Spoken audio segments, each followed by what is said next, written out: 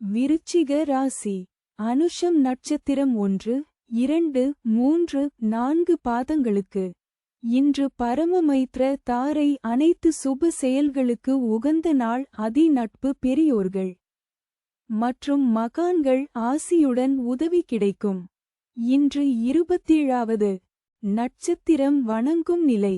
இன்று சந்திரன் பலன் இல்லை. பஞ்சபட்சி பலன் தேய்பிறை தசமி.